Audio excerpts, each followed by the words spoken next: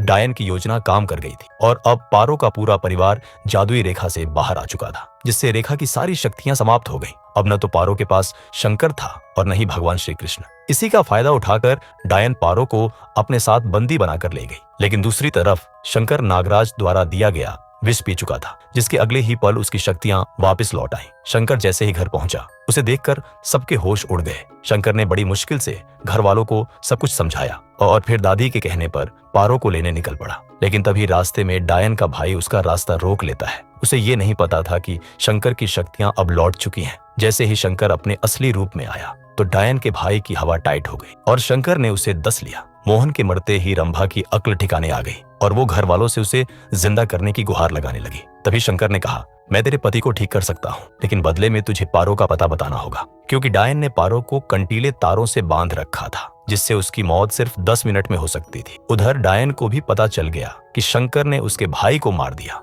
इसलिए वो पारो को और भी दर्दनाक मौत देने लगती है। तो अब पारो का क्या होगा, देखने के लिए कमेंट में नेक्स्ट पार्ट लिखें।